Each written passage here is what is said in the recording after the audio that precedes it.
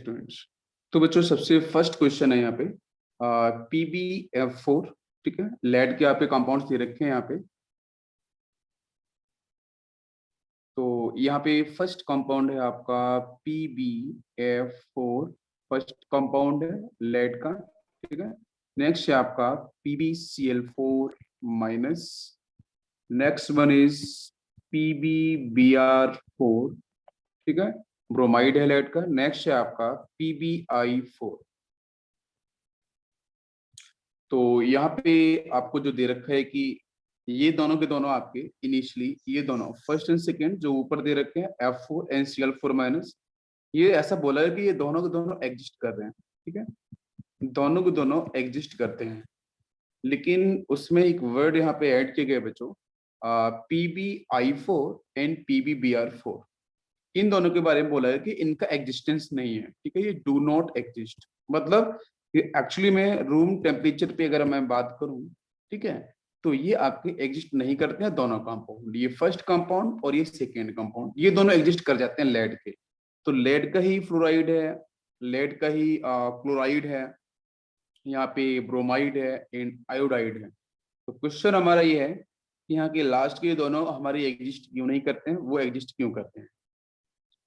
तो क्या इसका, हाँ बिल्कुल, हाँ तो इसका रीजन कोई बच्चा बताएगा मुझे। माइक मैंने आप लोगों के अनम्यूट किए हुए हैं, ठीक है, आप लोग बता सकते हो। PV usually in +2 state, okay correct. बाकी लोग भी कोशिश कर रहे हैं।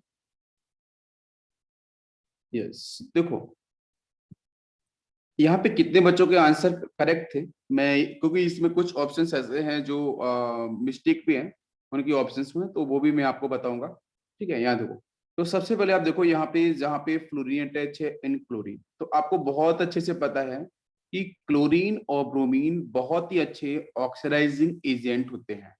जैसा आपको पता है कि फ्लोरीन सबसे बेस्ट ऑक्सीडाइजिंग एजेंट कैटेगरी में आता है फ्लोरीन। ठीक है, और उसके बाद हम लोगों ने आई थिंक डिस्कशन किया था ऑफलाइन सेशन के अंदर भी ऑक्सीडाइजिंग एजेंट का ट्रेंड, ठीक है, और रिड्यूसिंग एजेंट का ट्रेंड भी।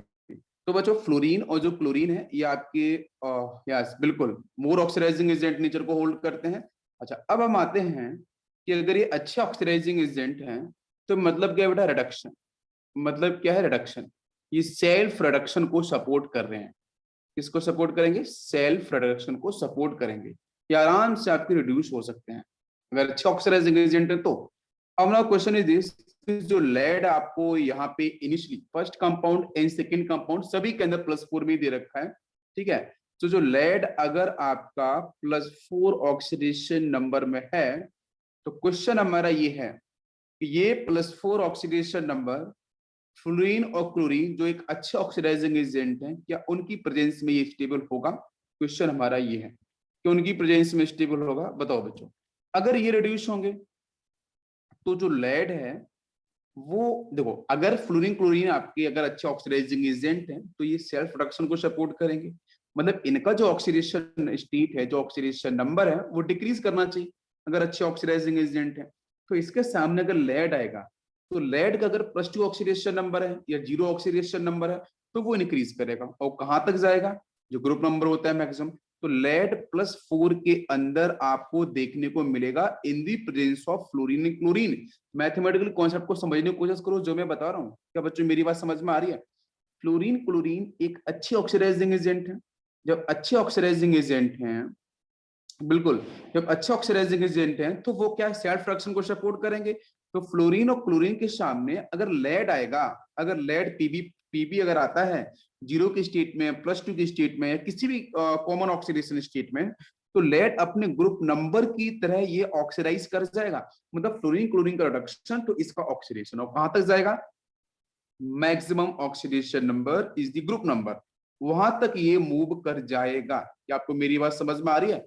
तो इसका मतलब पता क्या हो गया कि फ्लोरीन क्लोरीन के सामने अगर लेड आएगा तो डेफिनेटली पीबी जो F4 दे रखा है ना, तो पीबी यहाँ पे किस स्टेट में बताओ मुझे, पीबी +4 की स्टेट में है, परफेक्ट। यहाँ भी आपका बेटा माइनस नहीं है, सॉरी ठीक है, यहाँ पे वो क्वेश्चन में वहां पे लगा के दे रखा है ऐसा, यहाँ पे आपका ये पीबी भी आपका ये +4 की स्टेट में है तो +4 की स्टेट में फ्लोरीन और क्लोरीन के साथ प्रेजेंट होगा, because fluorine and chlorine both are the strong oxidising agent. मेरी बात समझ में आ गई बच्चों? स्ट्रॉन्ग ऑक्सीडाइजिंग एजेंट, तो उनका रिडक्शन हो चुका है और ये आपकी ऑक्सीडेशन में, तो +4 में करेंगे exist. Now question is this कि PbBr4 एंड PbI4, इसकी कहानी भी समझते हैं। वो तो एग्जिस्ट करेंगे, वो तो मैंने बता दिया। अभी क्वेश्चन हमारा बचा हुआ है कि PbBr4, और ये मैं डिस्कस किया है ये वाला कॉन्सेप्ट बहुत अच्छे से, और PbI4, राइट, ये दोनों एग्जिस्ट क्यों नहीं करेंगे? तो अभी मुझे कोई रीजन बताएगा? मैंने स्टार्टिंग के दोनों के रीजन दे दिया, ये एग्जिस्ट क्यों करने चाहिए। अब ये दोनों एग्जिस्ट क्यों नहीं करने चाहिए? तो आपको पता है कि जब बेटा हम बात करते हैं ब्रोमीन के बारे में एंड आयोडीन के बारे में, क्या ये भी अच्छे ऑक्सीडाइजिंग एजेंट होते हैं? बताओ मुझे, क्या ये भी अच्छे ऑक्सीडाइजिंग एजेंट होते हैं?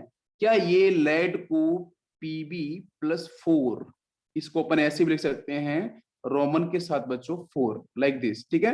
तो क्वेश्चन हमारा ये है कि जब फ्लोरीन और क्लोरीन था, फ्लोरीन और क्लोरीन था, तो उन दोनों की प्रेजेंस में, बिकॉज ये अच्छे ऑक्सीडाइजिंग एजेंट हैं, तो बच्चों जो लेड था वो +4 में अपनी स्टेबिलिटी डिफाइन कर रहा था, ठीक है, बिकॉज इनका रिडक्शन, तो Pb का ऑक्सीडेशन, हाईएस्ट ऑक्सीडेशन नंबर में। अब ये अच्छे ऑक्सीडाइजिंग एजेंट होते हैं, आपको अच्छे से पता है।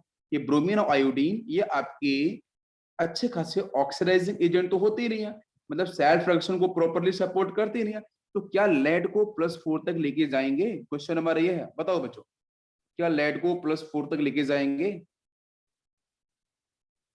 नहीं लेके जाएंगे, ऑब्वियसली बात है।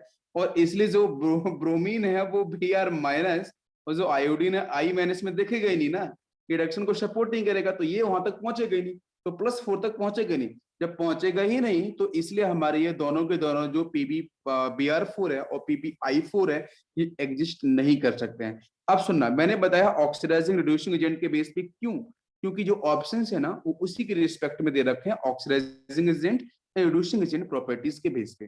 तो पहला ऑप्शन इसमें दे रखा है कि सर Br- I- बड़े साइज के हैं, तो ऐसा तो कुछ है नहीं। देखो आप, काशी गए संत प्रभात, बच्चों Pb, इसके बारे में पता है, इनर पेयर इफेक्ट भी आपको बहुत अच्छे से आता होगा, कोई इश्यू इसमें होगा ही नहीं। तो नीचे का एलिमेंट है, ऑब्वियसली बच्चों ये बिगर साइज का ही होगा, इसका साइज होगा वो काफी बिग होगा, तो बिगर साइज को लेकर तो आंसर बनेगा नहीं, तो ये आपका कैंसिल हो गया। नेक्स्ट ध्यान से देखो, नेक्स्ट में अगर हम देखेंगे यहाँ पे strong oxidising character of Pb+4, तो Pb+4 का क्या स्ट्रॉन्ग ऑक्सीडाइजिंग करेक्टर होगा? क्योंकि देखो ये एग्जिस्ट नहीं कर रहे हैं बच्चों, किसके सामने? ध्यान दो, मैं Br4 और I4 लेड के सामने, तो क्या यहाँ पे आपका ये strong oxidising character Pb+4 show करता है? मुझे बताओ यहाँ पे, स्ट्रॉन्ग ऑक्सीडाइजिंग का मतलब समझते हो? ऑक्सीडाइजिंग का मतलब रिडक्शन, जिसका सेल्फ रिडक्शन हो जाए। तो Pb+4 में तो वैसे भी नहीं, Pb+4 में यहाँ पे दिखेगा, मुझे पहले ये बताओ, इनर्ट पेयर इफेक्ट भी वर्क करता है ना, जिसमें इसका ऑक्सीडेशन में डिक्रीज करता है, +2 में ही रहता है। तो Pb+4 से +2 का मतलब है आपका रिडक्शन, रिडक्शन सेल्फ रिडक्शन, तो working as a strong oxidising agent nature. क्या आपको मेरी बात समझ में आ रही है? ये बताओ बच्चों, Pb+2। अब नेक्स्ट ऑप्शन है strong reducing agent of Pb+4, तो Pb+4 का रिड्यूसिंग एजेंट का मतलब ऑक्सीडेशन। क्या Pb+4 क्या ऊपर कहीं जाता है Pb+5 या कहीं Pb+6 में कभी जाता है क्या? नहीं जाता है, तो इसका ये ऑप्शन तो ऑटोमेटिक गलत हो जाएगा। Last, low electronegativity of bromine iodine, electronegativity के बेस पे कोई आंसर यहाँ पे बनने वाला है नहीं, ये बात आपको समझ लो, इलेक्ट्रोनेगेटिविटी के बेस पे कोई आंसर बनने वाला है नहीं, क्योंकि इलेक्ट्रोनेगेटिविटी तो आपको पता है कि ब्रोमीन और आयोडीन की डेफिनेटली इलेक्ट्रोनेगेटिविटी कम होती है, लेकिन यहाँ पे जो क्वेश्चन पूछा गया एग्जिस्टेंस को लेके, तो एग्जिस्टेंस बच्चों ये डिफाइन करता है यहाँ पे इन दोनों के लिए कि जो ऑक्सीडाइजिंग नेचर है और जो रिड्यूसिंग नेचर है। आई थिंक आपको पता होगा कि जब ऑफलाइन सेशन में मैंने मैकेनिज्म डिस्कस किया हुआ था बच्चों, तो मैकेनिज्म में मैंने बहुत ही प्रॉपरली एक्सप्लेन किया था कि कौन एलिमेंट किसके साथ प्रेजेंट हो सकता है, कौन किसको सब्स्टिट्यूट कर सकता है, कौन किसको रिप्लेस कर सकता है, कहाँ पे हाइड्रोजन का एक्सचेंज हो सकता है, ठीक है, वो सारे के सारे कॉन्सेप्ट वहां पे डिस्कस किए थे। और उसके बाद मैंने आपको एक्सप्लेन भी किया था कार्बन फैमिली के अंदर, कार्बन फैमिली जब मैंने डिस्कस की थी ना, तो कार्बन फैमिली के अंदर ये पूरा का पूरा कॉन्सेप्ट डिस्कस हुआ था, ठीक है। तो इसलिए हाँ बिल्कुल वो करेक्ट आंसर, बिल्कुल। तो हमारा ये जो सही आंसर बैठेगा कि इनका स्ट्रॉन्ग ऑक्सीडाइजिंग जो करेक्टर है Pb+4 का, उसकी वजह से ये आपकी एग्जिस्ट नहीं करेंगे, ठीक है, और वो एग्जिस्ट करेंगे, ये नहीं करेंगे। बाकी मैंने आपको यहाँ पे साइज के बेस पे बता दिया, बिकॉज फ्लोरीन क्लोरीन इज आज द बेस्ट ऑक्सीडाइजिंग एजेंट, और नीचे वाले स्ट्रॉन्ग ऑक्सीडाइजिंग एजेंट आपके नहीं होते हैं। अब आते हैं, वो आपका ऑप्शन सही है बी ऑप्शन। कितने बच्चों ने बी ऑप्शन किया था? Raise your hands please. कितने बच्चों ने बी ऑप्शन किया था? Yes definitely 7 students. नेक्स्ट, और कितने बच्चों ने किया था बताओ भाई? शमीरा आपने किया था, निरांत बिल्कुल, समीक्षा 10 स्टूडेंट्स बिल्कुल, गौरी परफेक्ट। जिन भी बच्चों का बेटा अगर गलत हुआ हो तो उनको यहाँ पे इम्प्रूवमेंट करना है, ठीक है। और बिल्कुल भी ऐसा नहीं सोचना है कि मेरे मार्क्स कम आ गए, मेरा क्वेश्चन गलत हो गया है, इसलिए मैं पेपर को डिस्कस कर रहा हूँ कि आपको कॉन्सेप्ट ना वो क्लियर हो जाए, ठीक है। चलो परफेक्ट। अब बच्चों हम लोग बात करने वाले हैं क्वेश्चन नंबर 47 पे, ठीक है। 47 में है व्हिच ऑफ, देखो मेरी बात ध्यान से सुनना अच्छे से, कि बाकी की जो चैप्टर्स अभी चल रहे हैं वो मैं कराता रहूंगा, चलते रहेंगे, लेकिन जो आपको हर मंडे को, जो आपको संडे को पेपर हुआ करेगा, उसका डिस्कशन मैं बिल्कुल करूंगा प्रॉपर, क्योंकि उनके क्वेश्चंस जब मैं बताऊंगा तो उसमें बहुत सारे मैं आपको तरीके बताऊंगा कि क्वेश्चंस को सॉल्व कैसे करते हैं, छोटी छोटी ट्रिक बताऊंगा कि बच्चों एक मतलब कभी कभी क्या होता है ना कि ऑप्शन को देखते ही आंसर पता चल जाता है, तो वो मैं आपको सिखाऊंगा, ठीक है, कि क्वेश्चंस को कैसे देखना है। बहुत बार ऑप्शंस को देख के आंसर निकल जाते हैं, बहुत बार क्वेश्चन को आधा ही रीड करके आंसर आ जाता है, बहुत बार क्वेश्चन को पूरा रीड करो, कुछ ऑप्शंस देखो तो ही आंसर आ जाता है। तो वो सारी चीजें मैं इसलिए मैं डिस्कस करूंगा आपको, ठीक है, जिससे आपको चीजें क्लियर हो जाएंगी। तो पेपर डिस्कस करने का मीन हमारा बेसिक यही है, ठीक है। चलो, तो नेक्स्ट है which of the following, next question है which of the following compounds is not matched correctly with its structure. Very ball. बेटा यहाँ पे आपका जो बोराजीन दे रखा है, बोराजीन सभी को पता है, बताओ बेटा जल्दी से। बोराजीन में 3 बोरोन आते हैं, B3N3 B3N3H6, सभी को स्ट्रक्चर पता है। Just like benzene, just like benzene discuss किया था, है ना। इसका कलरफुल स्ट्रक्चर भी आपको मैंने ग्रुप पे शेयर किया था, आपने देखा भी होगा, बहुत अच्छे से पता है, और मैंने आपको बताया भी था यही सेम स्ट्रक्चर है, कोई इश्यू नहीं है, करेक्ट है ये। लेकिन इसने बोला कि कौन सा मैच नहीं कर रहा है, जो नाम दे रखा है उसके साथ स्ट्रक्चर मैच नहीं करना चाहिए। नेक्स्ट बेटा डाइबोरेन, ये भी बताया था। बनाना बॉन्ड याद है सभी को? बनाना बॉन्ड बताओ बच्चों, बनाना बॉन्ड सभी को पता होगा, है ना। बनाना बॉन्ड डिस्कस किया था मैंने, ठीक है, बोरोन फैमिली के अंदर, perfect. This is also correct structure, देखो बनाना दिख रहा है ना, ये देखो बनाना दिख रहा है दोनों साइड, बिल्कुल सही। नेक्स्ट है आपका एल्यूमिनियम क्लोराइड। बच्चों एल्यूमिनियम क्लोराइड जो AlCl3 है ना, मैंने आपको बताया था, याद करो, कि जो बोरोन के नीचे वाला एलिमेंट आता है aluminium, this is bigger in size. तो बच्चों यहाँ पे क्लोरीन बैक बॉन्डिंग नहीं करता है, जैसे BF3 में बैक बॉन्डिंग हो जाती है, ठीक है, स्टेबिलिटी हो जाती है, लेकिन AlCl3 में बैक बॉन्डिंग नहीं होती है। तो सेकंड ऑप्शन क्या है स्टेबिलिटी गेन करने के लिए बच्चों? बताओ मुझे। Al के पास 3 क्लोरीन है, 1 2 3, how many electrons present here in aluminium? There will be 6 electrons. Total बेटा कितने हैं? 6 इलेक्ट्रॉन्स। अब चेक करो, 1 2 3 4 5 एंड 6, टोटल 6 इलेक्ट्रॉन्स है। अब इसको 2 चाहिए, तो दूसरा ऑप्शन क्या, अगर बैक बॉन्डिंग नहीं करेगा तो क्या ऑप्शन है बच्चों? बताओ जल्दी से। डाइमराइजेशन, पॉलीमराइजेशन, बस पॉलीमराइजेशन करा दो सीधा। जब पॉलीमराइजेशन अपन कराते हैं ना, तो सीन क्या होता है वो भी समझो जरा। एक एल्यूमिनियम यहाँ पे आता है, यस, एक क्लोरीन, 2 क्लोरीन, N3, ये पहला मॉलिक्यूल हो गया ना AlCl3 का। दूसरा समझो, मैं आपको रिवाइज करा रहा हूँ बच्चों, इसलिए तो क्वेश्चन डिस्कस कर रहा हूँ कि जिन बच्चों के कॉन्सेप्ट थोड़े से भी लूज हैं इधर उधर, वो चीजें उनको क्लियर हो जाए। अब समझो ध्यान से, इस क्लोरीन के साइड से बच्चों यहां से एक बॉन्ड बनेगा, ठीक है, इस क्लोरीन एल्यूमिनियम के बीच में यहाँ पे बॉन्ड बनेगा। तो ये बॉन्ड बनने से एक तो स्ट्रक्चर ये दिख रहा है AlCl3 का, दूसरा स्ट्रक्चर आपको ये दिख रहा है। क्या सभी को मेरी बात समझ में आ रही है? तो बच्चों कुछ इस तरीके से मैच करना चाहिए इसका। तो क्या इस तरीके से मैच कर रहा है बच्चों? यहाँ पे एक एल्यूमिनियम है, एल्यूमिनियम नीचे लगा दिया भाई साहब, यहाँ क्लोरीन आना चाहिए था, वो पे नीचे। मैंने बोला ना था कि इधर वाला एल्यूमिनियम और इधर वाला एल्यूमिनियम, वो दोनों मतलब ये वाला सेक्शन समझ लो फिर से, एक ये वाला सेक्शन, एक ये वाला सेक्शन, ये दोनों होते हैं सेम प्लेन में। कैसे होते हैं बच्चों? सेम प्लेन में प्रेजेंट होते हैं। एक क्लोरीन होता है ऊपर बीच वाला, है ना, ये वाला क्लोरीन, ये वाला क्लोरीन, और एक क्लोरीन होता है प्लेन के नीचे। जैसे एक बुक है, एक टेबल है, उस टेबल पे इधर ACl2 इधर ACl2, दोनों सेम प्लेन टेबल पे रखे हुए हैं। टेबल के ऊपर देखोगे तो जो रेड कलर से ऊपर दिख रहा है ना क्लोरीन बीच वाला, ये ऊपर दिखेगा, तो ब्लैक कलर से क्लोरीन नीचे दिखेगा। This is the actual structure. लेकिन यहाँ तो एलिमेंट को बीच में डाल दिया, तो यही आपका हो जाएगा। पूछा नॉट मैच्ड करेक्टली, तो आपका ऑप्शन कौन सा? सी। देखते हो क्या? बोरोन ट्राइक्लोराइड तो बच्चों इजी है, इसमें कोई इश्यू ही नहीं है। बोरोन ट्राइक्लोराइड बैक बॉन्डिंग हो जाती है, आपको बहुत ही अच्छे से पता है भाई सब। बोरोन और यहाँ पे क्लोरीन, आई थिंक आपको पता होगा, मैंने बताया था ओवरलैपिंग कॉन्सेप्ट आपको सभी को पता होगा। क्लोरीन के पास 3 लोन पेयर होते हैं बच्चों, है ना। बोरोन का इलेक्ट्रॉनिक कॉन्फ़िगरेशन पता है क्या, NH2Np1, this is ground state configuration. अगर आपको एक्साइटेड स्टेट में लेके जाना है तो बच्चों NH2 के 2 इलेक्ट्रॉन्स, यहाँ पे Np की बात करेंगे, Px Py Pz होता है ना, तो अभी आपका एक इलेक्ट्रॉन अनपेयर्ड है तो 1 ही सिग्मा बनेगा, इसको उठा के यहाँ पे शिफ्ट कर दो। तो जैसे बच्चों करेंगे एक्साइटेड स्टेट के अंदर, तो यहाँ से बनेंगे आपके कितने, 3 सिग्मा बनेंगे, 3 इलेक्ट्रॉन्स अनपेयर्ड हो चुके हैं। जितना ज्यादा इलेक्ट्रॉन्स अनपेयर्ड उतनी ज्यादा बॉन्डिंग, जितनी ज्यादा बॉन्डिंग उतना ज्यादा फोर्स ऑफ अट्रैक्शन, ज्यादा force of attraction, molecules will be stable. आ गया समझ में, 3 ही अनपेयर्ड इलेक्ट्रॉन्स आपको दिख रहे हैं। तो बच्चों बाकी यहाँ पे क्लोरीन क्या करेगा, अभी इसके पास तो बोरोन के पास दिख रहे हैं 6 इलेक्ट्रॉन्स दिख रहे हैं, अब इसमें से बेटा लोन पेयर मूव कराएगा, एक बार इधर से लोन पेयर, फिर एक बार इस क्लोरीन से लोन पेयर, एक बार इस क्लोरीन से लोन पेयर। तो इस तरीके से पता है क्या दिख रहा है, this is actually a back bonding, but back bonding is a part of resonance because electron reenters the chlorine, octet is complete, single bond, बीच में single bond, yes definitely this is single bond, then vacant orbital. देखो बहुत बहुत अमीर आदमी है, then बीच में एक सिंगल बॉन्ड दे दिया, इधर गरीब हो गया, जो बोरोन है वो गरीब है, उसके पास 6 इलेक्ट्रॉन्स है, तो यहां से 2 इलेक्ट्रॉन्स आएंगे, सीधे मूव करेंगे बोरोन के वेकेंट ऑर्बिटल में, तो बोरोन के बच्चों pz ऑर्बिटल में, दिस इज वेकेंट, तो 2 इलेक्ट्रॉन्स एक साथ मूव। आपको पता है कि एक घर में 2 लोग हो सकते हैं, वो भी अपोजिट स्पिन के साथ, बिल्कुल आपका ये भी करेक्ट है। तो कितने बच्चों ने आंसर किया है बच्चों, 3rd option, raise your hands please. कितने बच्चों ने किया है बेटा सी ऑप्शन, जल्दी से करो, यस ओम ने किया है, बाकी बच्चों ने किया है कि नहीं, यस डेफिनेटली, बताओ बच्चों सभी लोग, 16 15, yes yes yes yes yes बिल्कुल, सभी लोग बताओ यार कितने बच्चों ने किया है ये, बिल्कुल बहुत लोगों ने, 20 स्टूडेंट्स, कमाल का है, बिल्कुल ओके। अब चलते हैं बच्चों हम लोग नेक्स्ट क्वेश्चन पे।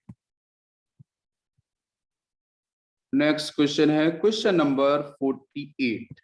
क्वेश्चन नंबर 48 बहुत ही इजी है, बहुत ही इजी है, ये मैंने क्लास में एक्सप्लेन किया था। मुझे पता होगा कि स्ट्रेट चेन पॉलीमर्स, तो स्ट्रेट चेन पॉलीमर्स को अपन कैसे समझते हैं, तो देखो मैंने सारे के सारे मॉलिक्यूल डिस्कस किए थे, हर लेवल के डिस्कस किए थे। अगर सिलिकॉन के साथ ना 3 क्लोरीन होंगे, समझना 3 क्लोरीन होंगे, एक मिथाइल होगा, when the hydrolysis because it is a condensation, तो कंडेंसेशन हाइड्रोलिसिस को फॉलो करते हो, याद करो 3 वाटर मॉलिक्यूल ना, HOH HOH, पहला बता रहा हूँ, फर्स्ट ऑप्शन के बारे में बता रहा हूँ, समझो ध्यान से सारे ऑप्शन।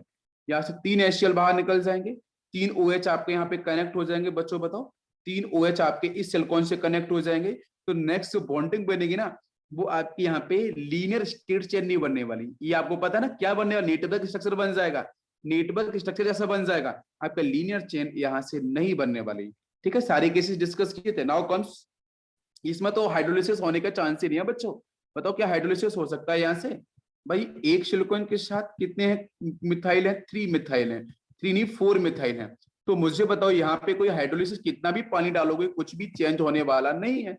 ठीक है, कोई हाइड्रोलिसिस नहीं होने वाला, बिकॉज ये पोलरिटी में आएगा ही नहीं, ये मॉलिक्यूल ना पोलरिटी को डिफाइन ही नहीं करेगा, और सामने water molecule is a polar, तो पोलर में डिसॉल्व होगा नहीं, तो दिस इज नॉन पोलर, वो सामने पोलर, तो पोलर के सामने नॉन पोलर डिसॉल्व कैसे हो, लाइक डिसॉल्व लाइक होना चाहिए ना, पोलर में पोलर, नॉन पोलर में नॉन पोलर, तो सेकंड ऑप्शन भी नहीं होगा। ठीक है, now comes 3rd option. 3rd option को समझते हैं ध्यान से, यहाँ पे सिलिकॉन दे रखा है 1 क्लोरीन 2 क्लोरीन, बाकी बच्चों 2 दे रखे हैं यहाँ पे आपके मिथाइल। आई थिंक आपको पता होगा, मैंने बिल्कुल बहुत अच्छे से एक्सप्लेन किया था, यहाँ पे H और OH लेके आओ बच्चों, HCl यहाँ से फटाफट से बीच में से बाहर उड़ा दो, तो 2 HCl मॉलिक्यूल्स आपको बाहर निकलना है, यही मैं स्टेप बताया था आपको जो मैं डिस्कस किया था।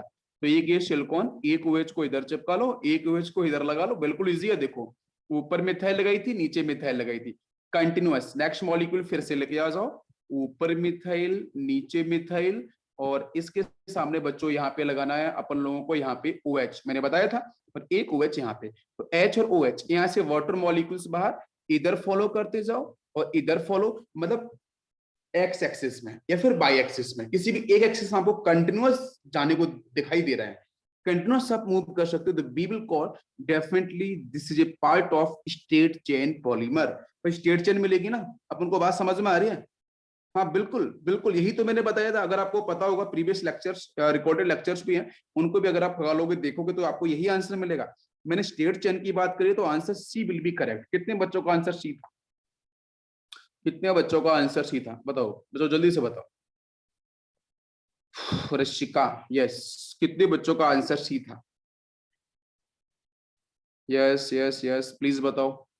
निरांत यार, आप उस दिन ज्वाइन नहीं होते मोल कॉन्सेप्ट के लेक्चर में, बहुत सारी बातें वहां पे मैंने करी थी, और वहां पे मैं ये भी ऑब्जर्व कर रहा हूँ। नेक्स्ट क्वेश्चन की बात करते हैं। Yes, question number 49। चलो क्वेश्चन नंबर 49, कितने बच्चों ने आंसर किया है 49 का? बताओ बच्चों, और कौन सा आंसर? यस, देखो क्वेश्चन में कुछ था नहीं ऐसा, आपको सिर्फ ना उसका एक डायग्राम बनाना था, एक फ्लो चार्ट बनाना था। I was wrong, okay, no issue. देखो बच्चों, यहाँ पे बोला गया ना गैस ए इज वर्ड, ठीक है, CO is also gas, monoxide CO2 is also gas, दोनों गैस है। किसी का माइक आई थिंक डिस्टरबेंस कर रहा है, श्रेयस बेटा माइक को थोड़ा सा, ओके। तो यहाँ पे CO and CO2 both are gases. तो क्वेश्चन में था बच्चों, ये गैस इज बबल्ड, बबल्ड मतलब बाहर निकल रही है, through a select line. Now comes what is a select line? What is select line बच्चों? कैल्शियम, कैल्शियम हाइड्रोक्साइड, कार्बोनेट नहीं, कैल्शियम। अरे कितनी बार बोला है, क्विक लाइन बोला है, सेलेक्ट लाइन बोला है, सीरियसली बोलो ना, मुझे भी याद हो गया है सीरियसली। मेरे पास जो बुक पेन रखे हैं ना, पता है खतीजा, मेरे पास जो बुक रहती है इधर साइड में कहीं पेन रखे होते हैं, कहीं चार्जर रखा होता है, उनको भी याद हो गया है। वो बोलते, मैं पूछता हूँ बता सेलेक्ट लाइन क्या है, तो वो फटाक से बोलता है calcium hydroxide. Non living things के साथ मैं बात करता हूँ, वो मुझे बताती हैं कि उसका आंसर ये है, इसका आंसर है। सीरियसली आपको लग रहा होगा नॉन लिविंग थिंग्स बताते हैं, और बस। तो यहाँ पे कैल्शियम हाइड्रोक्साइड, क्या बेटा? Calcium hydroxide is a select line, right. इसके सामने उसने बोला है कि gas is bubbled through select line. तो सेलेक्ट लाइन मैंने लिखा यहाँ पे कार्बन डाइऑक्साइड। मैं लिख रहा हूं, मुझे नहीं पता क्या है, CO2 भी हो सकती है, CO भी हो सकता है, ध्यान दो, क्योंकि हमारे पास ऑप्शन में दो ही है, दो ही टाइप की गैसेस दे रखी हैं। Then when a white PPT is form, white PPT आपकी फॉर्म हो रही है, फिर लिखा है ऑन प्रोलॉन्ग्ड, मतलब लंबे समय के लिए हम bubbling the PPT is dissolve, ठीक है। और फिर इसमें बोला गया कि व्हाइट पीपीटी आपकी फॉर्म हो रही है। व्हाइट पीपीटी आपको बहुत अच्छे से पता है कि कैल्शियम कार्बोनेट CaCO3, यही आपको व्हाइट पीपीटी में मिलता है। व्हाइट पीपीटी मिलने के पीछे भी रीजन समझो क्या है, कि कैल्शियम हाइड्रोक्साइड अगर CO2 की प्रेजेंस में आएगा तो ही बच्चों कैल्शियम कार्बोनेट देखने को मिलता है। तो CO तो यहाँ पे हो गया ये कैंसिल। अब सुनना ध्यान से, गांव के अंदर क्या करते हैं, मार्केट से बेटा हम लेके आते हैं, मार्केट से लेकर आते हैं quick lime, quick lime market से लेके आते हैं, उसको पानी में डालते हैं, डालने के बाद बच्चों बनता है कैल्शियम हाइड्रोक्साइड, बहुत सारी हीट निकलती है, और फिर उसी को जब वो ठंडा हो जाता है कैल्शियम हाइड्रोक्साइड, है ना, उसी ये इस तरीके से है ना लिक्विड होता है, उसी लिक्विड को हम लोग बाल्टी में भरते हैं अलग से, और उसको लेके जाते हैं, और दीवार जो होती है ना गांव में, उसके ऊपर हम लोग यहाँ पे इस तरीके से पुताई करते हैं, पेंटिंग वगैरह करते हैं।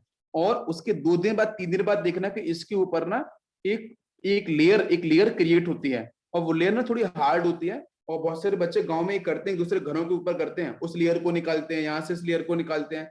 तो दिस लेयर, अब यहाँ से क्या हो गया कि जैसे आपने पोताई करी तो बच्चों कैल्शियम ऑक्साइड को क्लाइम कन्वर्टेड इनटू, जब वाटर मॉलिक्यूल डाला गया यहाँ पे, तो it will convert into the calcium hydroxide, this is select lime.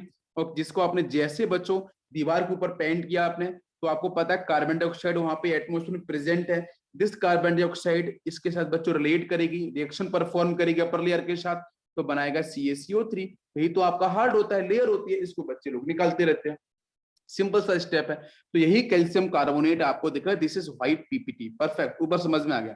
फिर इसमें on prolong bubbling the precipitate dissolve on heating the resultant solution, the white precipitate appears with the evolution of gas B, the gas A and B। अभी next step सुनना, next step में क्या होगा कि जो CaCO3 बच्चों, ये तो पीपीटी होगा, नीचे इकट्ठा हो जाएगा, व्हाइट कलर का होगा, तो CaCO3 plus carbon dioxide plus आपका हाइड्रोलिसिस, यही तो है ना वहां पे लिखा है, on prolonged bubbling the precipitate is dissolved, precipitate dissolve हो जा रहा है, soluble हो रहा है पानी के साथ। तो मतलब क्या है कि CO2 गैस तो निकलेगी, साथ में CO2 plus CaCO3 plus water, तो यहां से मिलेगा calcium bicarbonate, CaSCO3 twice, CaSCO3 twice, calcium bicarbonate, और this is a water soluble, this is the water soluble compound. तो ये वाटर सॉल्युबल सॉल्ट यहाँ पे, this is actually acidic salt, right, this is acidic salt, ये आपके water soluble होता है, वही इसमें लिखा है, ठीक है। फिर इसमें है on heating the resultant solution white PPT appears, और फिर इसको हीट किया गया है, तो CaSCO3 को हीट कर दो अपन फिर से, तो फिर से अगर हीट करेंगे तो क्या बनेगा, तो देखो CaSCO3 कैल्शियम बाई कार्बोनेट, इसको बच्चों अपन फिर से हीटिंग कर देते हैं, फिर से इसको हम हीट करेंगे, this symbol of heat.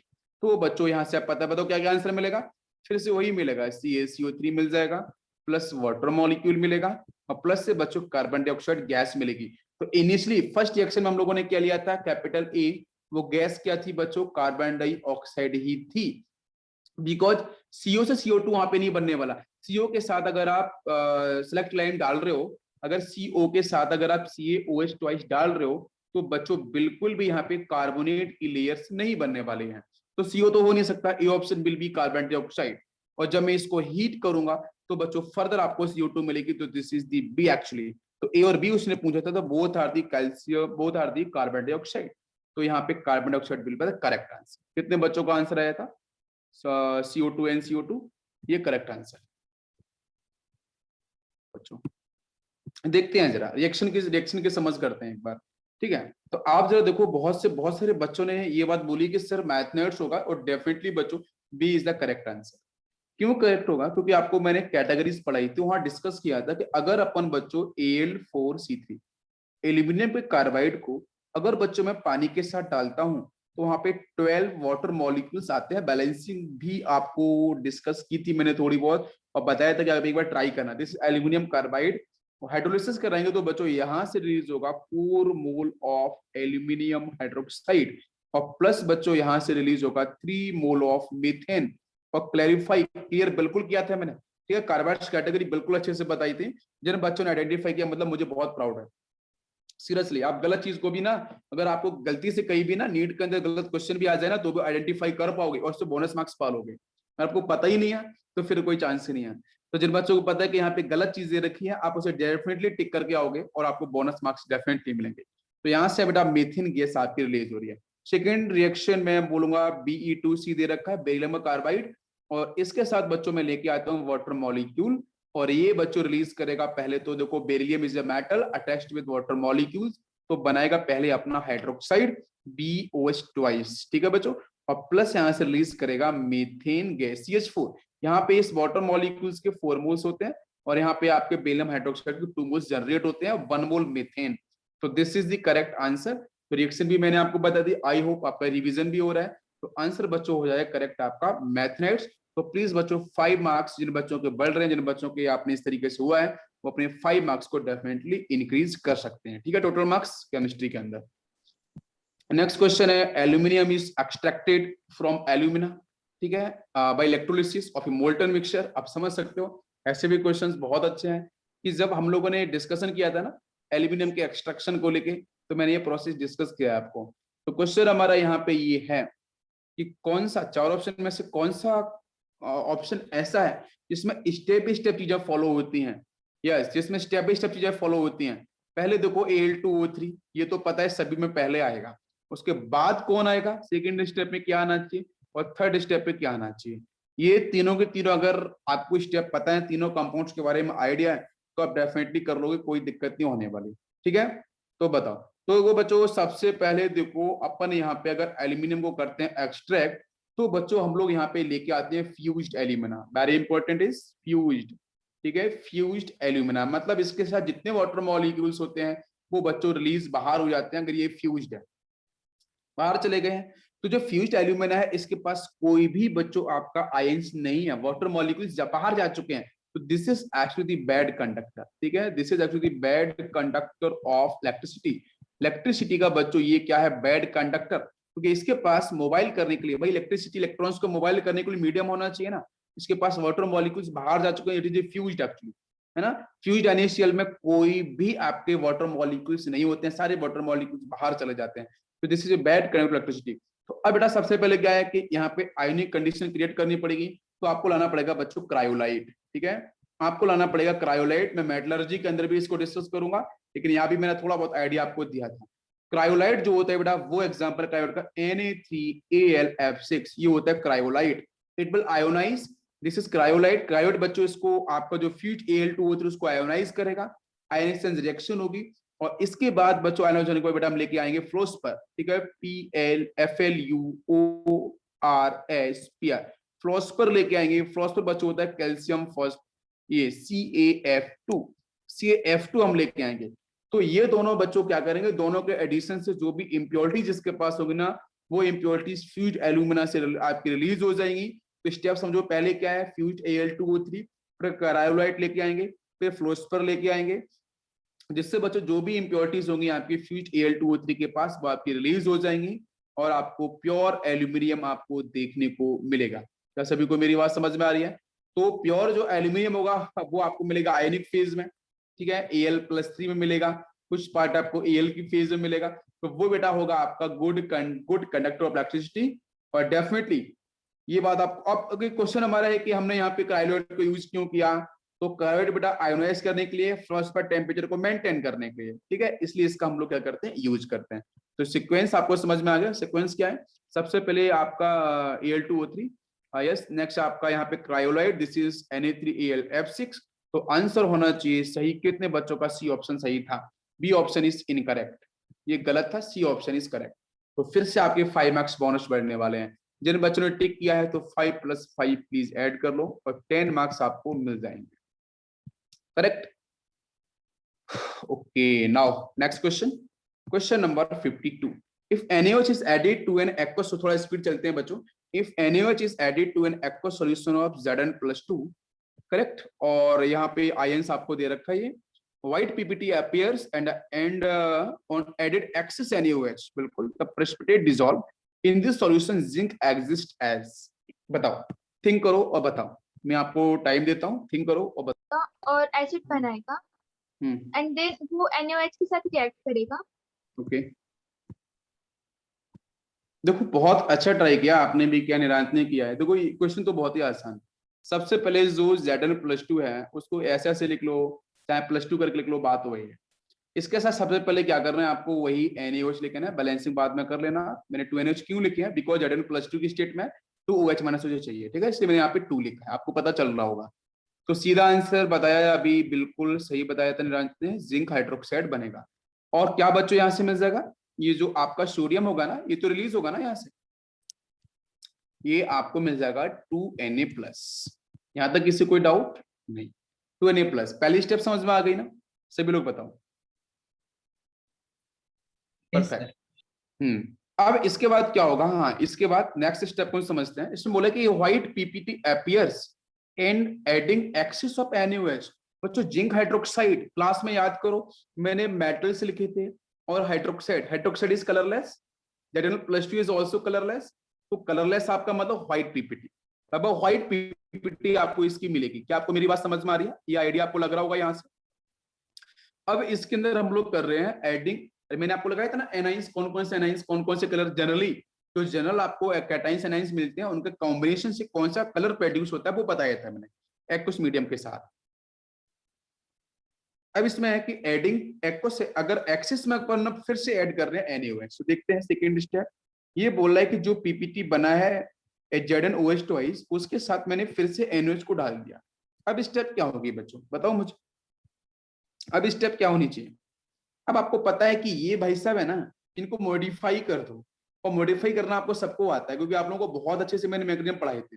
H2ZnO2 कितने बच्चों को पता है इस तरीके से मॉडिफाई करना, बहुत ही आराम से। अब इसमें से कोई वाटर मॉलिक्यूल्स बाहर मत निकालना, अगर यहाँ पे वाटर मॉलिक्यूल निकल सकते थे तो निकाल दे, लेकिन कम से कम एक H+ आयन को तो रखना पड़ेगा। परफेक्ट।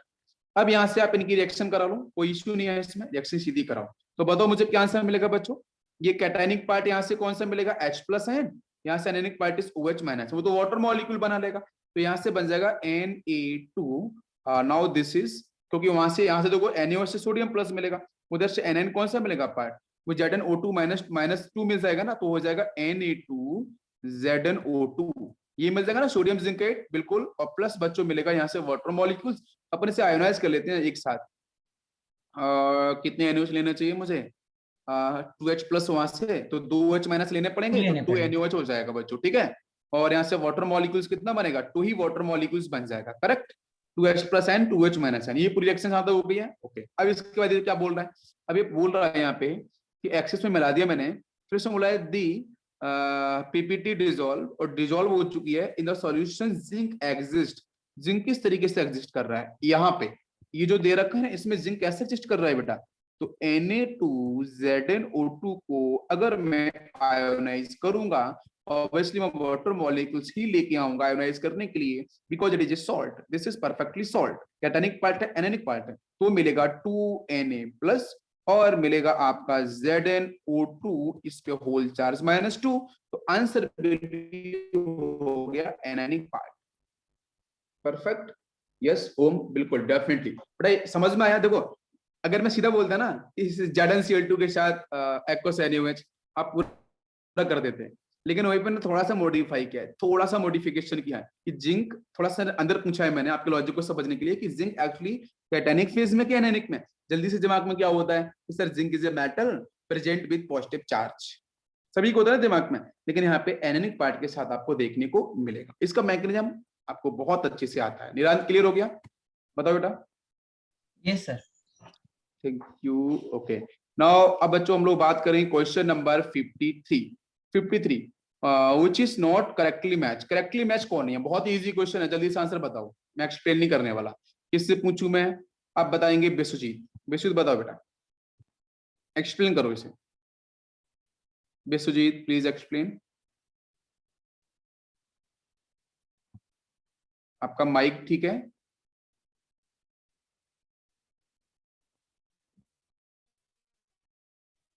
ओके ओके ठीक है आपका माइक का इशू है। चलो मैं किसी और बच्चे से पूछता हूँ। यस खाते बेटा, यस आप ट्राई करो बिल्कुल, बताओ बेटा। डाउन द ग्रुप इंक्रीज होती है ना ऑक्साइड्स की फर्स्ट ग्रुप में, और फिर यहाँ पे दिया हुआ है कि मतलब फर्स्ट वाला तो टोटली रॉन्ग है, बिकॉज ऑक्साइड की down the group basic strength increase होती है। ठीक, नेक्स्ट और सारे ऑप्शन बताओ। हाँ and sir fourth one think point भी वो भी गलत है, बिकॉज Na की सोडियम की साइज छोटी होती है और आयोडीन की थोड़ी ज्यादा बड़ी होती है, तो वो इजीली मेल्ट होगा। और NaF में फ्लोरीन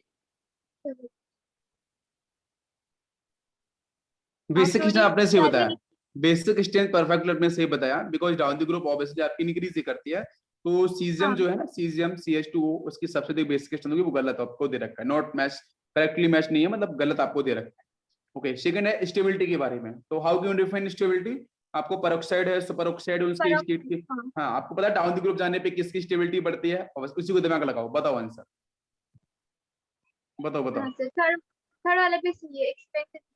और सर फोर्थ में ना फ्लोरीन हाईली इलेक्ट्रोनेगेटिव है और सोडियम +1 में एग्जिस्ट करता है, तो उन दोनों में मतलब उसे ब्रेक करने के लिए मेल्टिंग पॉइंट ज्यादा लगेगा।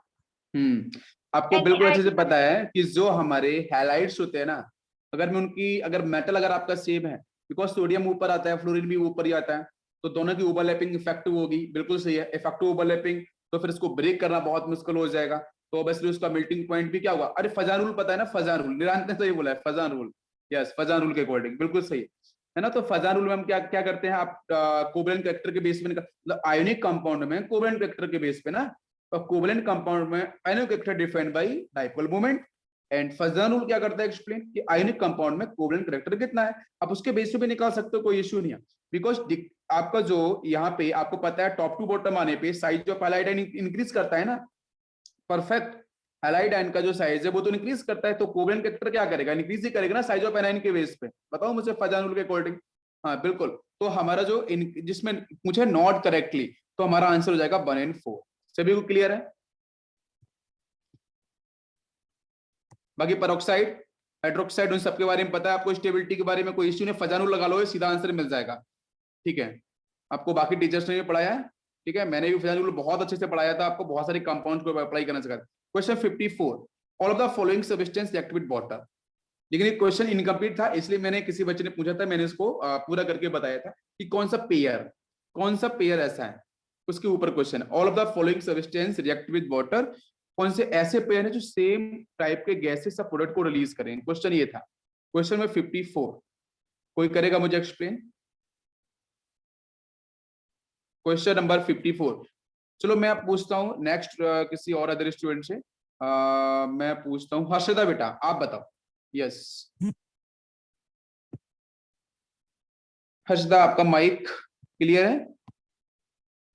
CO2 है ना, तो पोटेशियम जब वाटर के साथ रिएक्ट करते हैं तो ये फॉर्म करता है पोटेशियम हाइड्रोक्साइड और H2। और KO2 जब करेगा तो पोटेशियम हाइड्रोक्साइड और पेरोक्साइड, हाइड्रोजन पेरोक्साइड फॉर्म हो जाएगा। बिल्कुल सही, ऑक्सीजन गैस भी रिलीज होगी।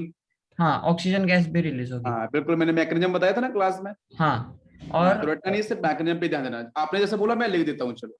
पोटेशियम के साथ आपने बोला कि सर यहाँ पे वाटर मॉलिक्यूल आएगा तो मैं H2O जोड़ देता हूँ, और यहाँ से आंसर बन जाएगा KOH plus hydrogen gas. Hydrogen gas. हाँ, बाकी बैलेंसिंग कर लो, कोई इशू नहीं है। ठीक। सेकेंड स्टेप आपने बोली है कि सर KO2 के साथ अगर मैं वाटर मॉलिक्यूल्स लेके आऊंगा तो आपको पता है कि ये एक्चुअली में है क्या। इसको आप आयोनाइज करके भी देख लो ना तो भी पता लगेगा, K plus and O2 minus 1 ना। हाँ, तो this is actually super oxide, correct. और सुपर ऑक्साइड को मैंने कन्वर्ट किया किसमें, पेरोक्साइड में। तो इस केस में O2 एक्स्ट्रा रिलीज हो जाता है, आपको पता है मैकेनिज्म वाला सेक्शन, है ना। तो हाँ। इसलिए यहाँ पे हमारा जो सही आंसर बनेगा तो बनेगा क्या, KOH बन जाएगा। दूसरा आंसर क्या बनेगा बेटा, O2 गैस रिलीज होगी और प्लस वही H2O2। हाँ, H2O। करेक्ट है, बिल्कुल यही आंसर बनेगा, आपने बिल्कुल सही बोला है।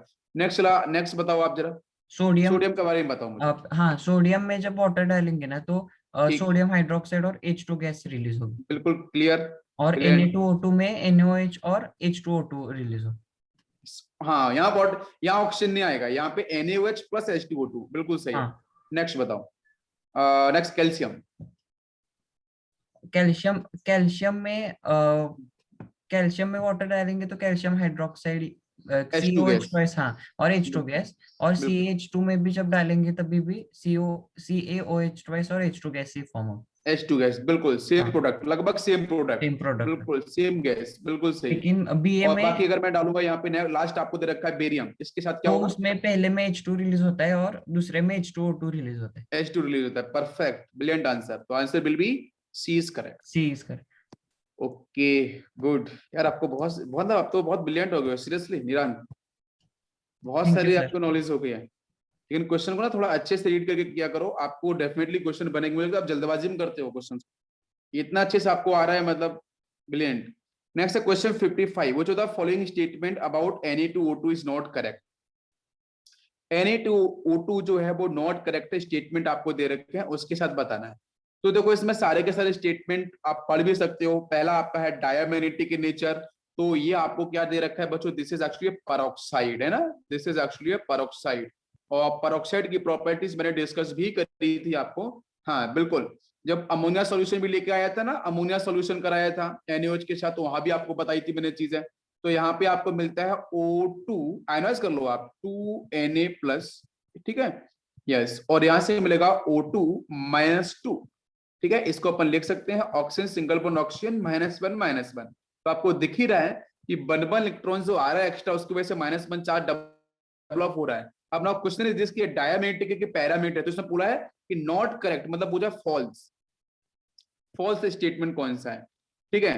तो फॉल्स स्टेटमेंट में पहला स्टेटमेंट है डायमैग्नेटिक इन नेचर, तो आप देख सकते हो ये पूरा आयोनिक कंपाउंड है, this is actually ionic compound, तो जो भी इलेक्ट्रॉन्स है वो सोडियम के साथ ही है। तो यहाँ पे आपको जो प्रॉपर्टीज है वो डायमैग्नेटिक मिलनी चाहिए, क्योंकि इसने फॉल्स पूछा है, तो ये सही स्टेटमेंट है डायमैग्नेटिक, बिल्कुल। नेक्स्ट है it is derivative of H2O2, तो मैंने बहुत बार बताया कि जितने भी आपके यहाँ पे पेरोक्साइड होते हैं वो H2O2 के ही डेरिवेटिव्स होते हैं, ये भी आपको पता है। नेक्स्ट है Na2O2 oxidise Cr+3 to CrO4 - 2 acidic medium, तो ये पेरोक्साइड जैसा है। आप सिंपल, मैंने आपको मैकेनिज्म कराया था H2O2 वाला, याद हो, KMnO4 और K2Cr2 वाला, याद होगा बच्चों। H2O2 का अपन ने यूज किया था, तो ये बच्चों रिलीज क्या करता है मुझे बताओ जल्दी से, वाटर मॉलिक्यूल रिलीज करेगा वो बच्चों 1/2 मोल्स ऑफ नेसेंट ऑक्सीजन ना, ऐसे लिख सकते हैं ना, 2 से 2 कैंसिल हो जाएगा तो नेसेंट ऑक्सीजन आपको मिल जाएगा, परफेक्ट। इसी नेसेंट ऑक्सीजन की वजह से बेटो इंडस्ट्री के अंदर हम लोग H2O2 का बहुत जगह तगड़ा यूज करते हैं। अब ये तो बेटा ऑक्सीडाइजिंग एजेंट है, इसी तरीके से Na2O2 भी ऑक्सीडाइजिंग एजेंट है, तो उस केस में बेटा Cr+3 को CrO4 - 2 में करे कन्वर्ट, कोई डाउट नहीं है, बिल्कुल सही है। दिस इज एक्चुअली K2CrO4, मैं आपको पढ़ा चुका हूं ऑलरेडी रिएक्शन मैकेनिज्म में, ये भी सही स्टेटमेंट, लेकिन इसने फॉल्स पूछा है। तो it is the super oxide of sodium, क्या सोडियम का सुपर ऑक्साइड है? सुपर ऑक्साइड तो नहीं है सर, ये आपको क्या दिख रहा है, पेरोक्साइड वाला सीन दिख रहा है, तो आपका ऑप्शन कौन सा हो जाएगा? D option. कितने बच्चों का सही था? क्वेश्चन बहुत ही इजी था। ऊपर एक क्वेश्चन डाउटफुल मैंने दे दिए थे, बाकी लास्ट का स्टेटमेंट तो बहुत ही इजी था। परफेक्ट। कितने बच्चों ने किया बेटा? रेज और हैंड्स, हैंड्स तो रेज कर सकते हो जिससे मुझे आइडिया लगेगा प्लीज बच्चों, है ना? Okay done. नेक्स्ट क्वेश्चन में 56, CO2 potassium superoxide is used in oxygen cylinders. पहले भी हो चुका ये question. Absorb carbon dioxide and increase oxygen content, ये ऑलरेडी मैं आपको बता चुका हूँ। ये क्वेश्चन इजी था। क्वेश्चन में 57, बेटा जो भी क्वेश्चंस है ना उनका अरेंजमेंट है, ठीक है? ये बात हमेशा याद रखा करो, easy plus moderate plus difficult. आपका नीट के एग्जाम में मैं डिफिकल्ट क्वेश्चंस को कम से कम डाल सकता हूं, लेकिन मॉडरेट क्वेश्चंस को मैं बढ़ा सकता हूं, बस ये कह सकता हूं। बिकॉज आपको पता है कि जब भी आपको क्वेश्चंस नीट का मिलेगा तो वहां पे लेवल ये मेंटेन होगा। लेकिन जिन बच्चों को एक्स्ट्रा पढ़ना है तो वो मेरे लेक्चर्स पढ़ सकते हैं, नॉलेज ले सकते हैं। नॉलेज कभी खराब नहीं होती है, ठीक है? नॉलेज से हमेशा आपको बेनिफिट ही मिलेगा, फायदा ही मिलेगा, ठीक है? तो इजी हाँ, इजी को थोड़ा मैं कम रख रहा हूँ, मॉडरेट थोड़ा ज्यादा करूंगा, जिससे आपका एक जो दिमाग को माइंड सेटअप है वो परफेक्टली नीट के लिए बैठे। किसी बच्चे को कोई डाउट था पूछ सकता है, बताओ बच्चे। सर वो 56 क्वेश्चन है ना ऊपर का, उसमें KO2 जब CO2 के साथ ये करेगा तो K2CO3 बनाएगा और O2 कंटेंट मतलब O2 रिलीज करेगा, इसलिए वो फर्स्ट ऑप्शन आता है ना? बिल्कुल। रिएक्शन मैकेनिज्म आई थिंक मैंने आपको भेजा भी हुआ था इसके ऊपर भी, कि CO2 जो है ना उसके सिलेंडर्स हम लेके जाते हैं, बहुत ही अच्छे से लेके जाते हैं। लिखा भी है CO2 is used in oxygen cylinders. अब ये एक्स्ट्रा करता है क्या? जो स्पेस में लोग जाते हैं या जो सबमरीन्स के अंदर जो लोग होते हैं, हमारे इंडियंस जो भी इंजीनियर्स हैं, जो भी लोग हैं जा रहे हैं, ठीक है? अब इसके साथ क्या है बच्चों, यहाँ पे जो रहेगा वो ऑक्सीजन सिलेंडर के साथ CO2 की प्रेजेंस होती है। तो जब आप रेस्पिरेशन करोगे ऑक्सीजन सिलेंडर्स के साथ, तो वहां पे पता है कि आपका ऑक्सीजन ले रहे हो तो CO2 आपकी रिलीज होने वाली। अब प्लांट तो है नहीं कि CO2 को एब्जॉर्ब कर लेंगे भाई फिर से ऑक्सीजन मिल जाएगी। तो उस केस में क्या होगा, यही CO2 अपना रोल प्ले करता है। ये CO2 क्या करता है? कार्बन डाइऑक्साइड को एब्जॉर्ब करता है, K2CO3 में कन्वर्ट करता है और यहाँ से बच्चों ऑक्सीजन गैस को प्रोड्यूस करता है। और उस ऑक्सीजन गैस की वजह से आपको एक्स्ट्रा ऑक्सीजन मिल रही है। मेरी बात, CO2 कम होती जा रही है, CO2 कॉन्सेंट्रेशन कम होता जाएगा सबमरीन्स के अंदर, ठीक है? जो भी स्पेस सेटल्स जो भी होते हैं, CO2 कम होता जाएगा, ऑक्सीजन गैस आपको एक्स्ट्रा मिलती जाएगी, जिसकी वजह से जो रेस्पिरेशन है वो आपका मेंटेन रहेगा। समझ में आ गया? बिल्कुल आपने सही बोला है, परफेक्ट। क्वेश्चन नंबर 57, इससे इजी क्वेश्चन कुछ भी नहीं था। बताओ बच्चों, फर्स्ट आयनेशन एनर्जी पूछी है, सेकेंड आयनेशन पोटेंशियल पूछा है उसने, और बोला किसके बारे में है? एल्कली मेटल्स के बारे में बोला है। तो एल्कली मेटल्स बच्चों क्या है? Capital M। आपको पता है यहाँ पे आपको +1 की स्टेट में आपको डिफाइन किया जाएगा। तो जैसे वन इलेक्ट्रॉन रिलीज करेगा तो बेटा M+1 मतलब नोबल गैस बन गया, बन गया नोबल गैस। अब फ्रेश इलेक्ट्रॉन निकालना बहुत डिफिकल्ट है इसको, because this is stable electronic configuration. अरे भाई ले लो ना सोडियम, सोडियम आपका जैसे इलेक्ट्रॉन निकालेगा ना वो जस्ट ऊपर वाली आपकी नोबल गैस की तरह बन जाएगा, परफेक्ट ना? तो इसका मतलब आपको पता है इतनी स्टेबिलिटी, वन इलेक्ट्रॉन निकालने में दिक्कत नहीं है, लेकिन सेकंड इलेक्ट्रॉन निकालने में बहुत दिक्कत होने वाली है। तो जहां पे सेकंड आयनेशन एनर्जी सबसे हाईएस्ट होगी वही इसका आंसर होगा। तो देखो यहाँ पे है 5, यहाँ पे 7 है, 7000 के प्लस है, 1760, 380 तो हो ही नहीं सकता कभी भी। तो आपका इसलिए क्या होगा? सेकंड ऑप्शन आपका हो जाएगा करेक्ट। क्लियर है? क्वेश्चन नंबर 58, यस बच्चों 58, 1 सेकेंड, ओके चलो 58 में in the standardisation of H2O3 thiosulphate आपको दे रखा है यूजिंग A2Cr2O7, ठीक है? आयोडोमेट्री वर्ड यूज किया था, इक्विवेलेंट वेट। तो इक्विवेलेंट वेट बच्चों क्या होता है बताओ मुझे? मतलब molecular weight divide by balance factor, यही तो होता है ना? और बैलेंस फैक्टर मैंने क्लास में आपको बताया भी था। अगर आपका सॉल्ट होगा तो बताओ बच्चों सॉल्ट के लिए बैलेंस फैक्टर क्या होता है? जितना cations, number of cations equal to number of anions. जो नंबर्स होंगे का वही आंसर होगा। जैसे मैं पूछूं यहाँ से NaCl, बताओ इसका बैलेंस फैक्टर कितना? तो +1। अब 1 लेना, 1 इज द बैलेंस, मोड में रहता है ऐसा, 1 is the balance factor, because sodium पे +1 चार्ज है, Cl पे -1 चार्ज है। तो कैटाइंस या फिर एनाइंस दोनों के किसी भी चार्ज को आप ले लो, कोई इश्यू नहीं है। तो आंसर क्या हो जाएगा आपका? 1, इसका बैलेंस फैक्टर। जैसे मैं पूछूं आपसे मैग्नीशियम क्लोराइड का बताओ बैलेंस फैक्टर क्या होगा? जल्दी से बताओ बच्चों, कितना होगा? 2 होगा बैलेंस फैक्टर, राइट? मैं पूछूं आपसे AlCl3 का बैलेंस फैक्टर क्या होगा? तो आंसर विल बी 3। समझ में आ रहा है सभी को? सॉल्ट के बारे में कैटाइंस एनाइंस के बेस पे बात करते हैं। अगर मैं यहाँ पे अगर मैं यहाँ पे सपोज एसिड लेके आऊं तो उसका बैलेंस फैक्टर कितना होगा? तो बच्चों कितना H+ आयन को छोड़ता है, जितना H+ आयन वो रिलीज करेगा, जितना H हाइड्रोजन रिलीज करेगा वही उसका बैलेंस फैक्टर होगा फॉर द एसिड। बेस के लिए क्या होगा, जितना OH माइनस आयन रिलीज करेगा वही उसका बेटा क्या होगा, बैलेंस फैक्टर। मेरी बात समझ में आ रही है? कोई कैटायन होगा, कैटायन पे जितना चार्ज है वही उसका बैलेंस फैक्टर होगा। एन का बैलेंस फैक्टर क्या होगा कि जितना वो आपका नेगेटिव चार्ज होल्ड करेगा, जितना नेगेटिव चार्ज उसके ऊपर दिखाया जाएगा वही उसका बैलेंस फैक्टर होगा। समझ में आ रहा है? क्लियर हो गया यहाँ तक? अच्छा, इसके बाद मैं और भी यहाँ पे, जैसे बेटा कोई भी अदर एलिमेंट दे रखा है किसी कंपाउंड, तो उसका ऑक्सीडेशन नंबर निकाल लो और वही उसका बैलेंस फैक्टर होता है ना। क्वेश्चन हमारा ये है कि यहाँ पे बैलेंस फैक्टर क्या हो। तो देखो बच्चों, रिएक्शन लिख लो। Na2, ये रिएक्शन मैंने क्लास के अंदर डिस्कस किया मैकेनिज्म इसका। Na2H2O3 in the presence of K2Cr2O7। बताओ मुझे क्या आंसर बनेगा, क्या आंसर बनना चाहिए बताओ। मैं पूछूंगा आप लोगों से में से। चलो बेटा, खाते जाए बेटा, आप बताओ क्या आंसर बनना चाहिए यहाँ पे, क्या आंसर आएगा इसका, बताओ चलो। No sir, no idea. Reaction का मैंने आपको प्रोडक्ट पूछा है, क्या बनना चाहिए यहाँ पे आपका प्रोडक्ट। क्वेश्चन इजी है, क्वेश्चन बिल्कुल भी डिफिकल्ट नहीं है। और इसका मैकेनिज्म ना क्लास के अंदर मैंने डिस्कस भी किया है, और इसके ऑलरेडी प्रीवियस जो इसके लेक्चर्स है, रिकॉर्डेड लेक्चर्स, वो सारे के सारे यूट्यूब पे पड़े हैं मेरे चैनल्स पे, ठीक है, वहां से भी आप इनको देख सकते थे।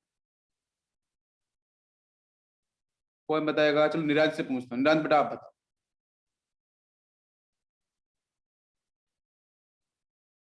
चलो चलो चलो बताओ क्या होना चाहिए। इजी है क्वेश्चन। हाँ सर। अरे यार मेरे भाई, H2O3 है ना, ये है क्या, थायोसल्फेट है ना। H2O3 -2 हाँ, थायोसल्फेट। H2O3 -2 का आयन होगा हाँ, और it will oxidize, Cr2O7 convert किसमें -2 होगा, का। S4O6 -2 में थायोसल्फेट डाइथायोसल्फेट में कन्वर्ट हो जाएगा।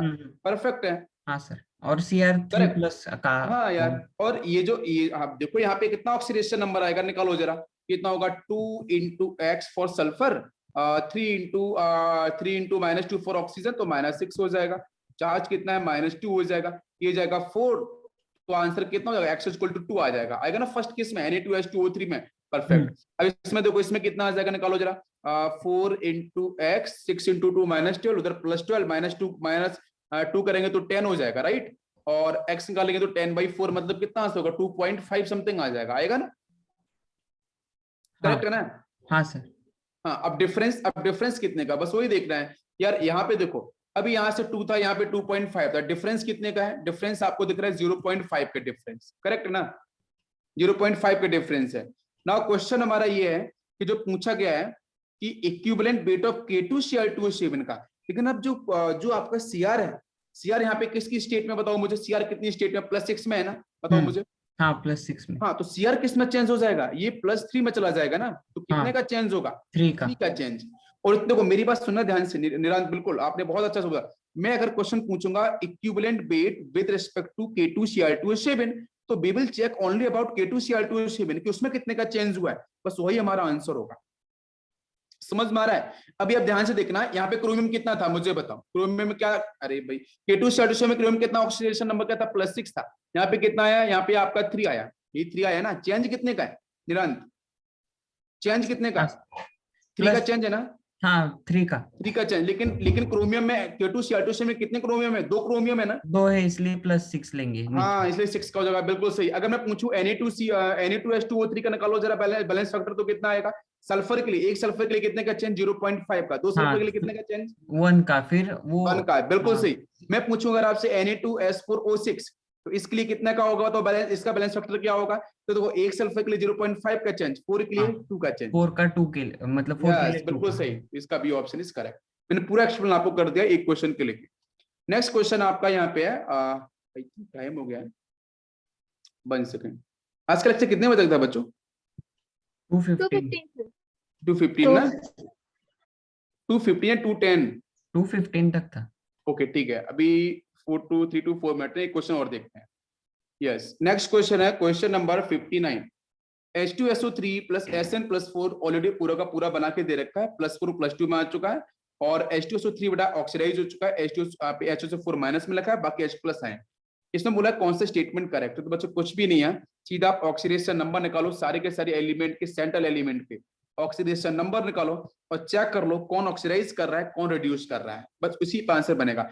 Sn+4 से क्या हो रहा है, +2, पहला स्टेटमेंट क्या है। Sn+4 is the oxidising agent. क्या ऑक्सीडाइजिंग होगा बच्चों? बताओ, +4 से +2 में आ रहा है, right?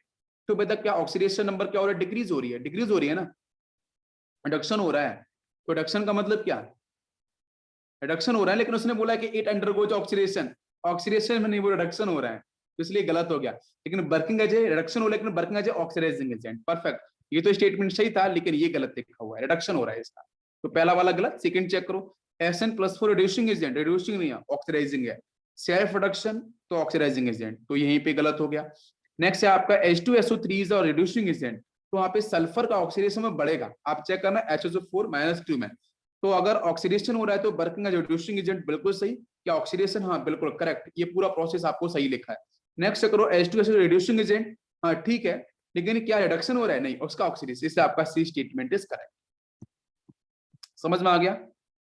Yes sir. Okay, next question है, how many electrons are involved in the following reactions? तो बच्चों वही बैलेंस फैक्टर, सिर्फ बैलेंस फैक्टर फोकस करो, आंसर आपको मिल जाएगा। ठीक है, यहां से आप निकाल भी सकते हो इलेक्ट्रॉन्स कितने चेंज हो रहे हैं, तो इलेक्ट्रॉन्स के ऊपर है, सिर्फ आप ऑक्सीडेशन नंबर निकालो K2Cr2O7, या आप यहाँ पे आपको ये oxalate, this is oxalate ion H2C2O4, right? Oxalic acid का पार्ट है ना ऑक्सीलेट आयन, ठीक है। और यहाँ से आपको क्या मिल रहा है? CO2। रिएक्शन आपकी अनबैलेंस्ड हो तो बैलेंस भी कर सकते हो, इसमें कोई इशू नहीं है, वो आपका इजी मेथड है, उसको भी आप देख सकते हो, आंसर आपका 3 निकल के आ जाएगा, आप लोगों ने अगर सॉल्व किया होगा। नेक्स्ट क्वेश्चन है H2S, जो भी डाउट्स है ना उनको आप मुझे ग्रुप पे भेज देना, मैं देख लूंगा। H2S act only reducing agent while SO2 can both, SO2 दोनों तरीके से एक्ट क्यों करता है बच्चों? आपको पता है सल्फर ऑक्सीडेशन नंबर इज +4, +4 कैसा? In between. अगर इन बिटवीन है तो आपको पता है कि दोनों तरीके से एक्ट करेगा, ऑक्सीडाइजिंग एजेंट के तरीके से भी और रिड्यूसिंग एजेंट के तरीके से भी। समझ में आ रहा है ना? बताओ मुझे। बाकी स्टेटमेंट को चेक करना है और आंसर निकालना है। चलो, आई थिंक आपका टाइम हो चुका है बच्चों, तो आज हम लेक्चर को यही फिनिश करते हैं। बाकी जो बच्चे क्वेश्चन हैं आप ट्राई करना। नेक्स्ट लेक्चर आपका 4 to 5 मैं देखूंगा, अगर होगा तो बिल्कुल मैं आपको इन्फॉर्म करूंगा, और आपको मूल कॉन्सेप्ट मुझे पढ़ाना है। नेक्स्ट आज क्वेश्चंस करने हैं, बाकी और भी चीजें आपको बतानी होंगी। ठीक है, चलो बच्चों, थैंक यू।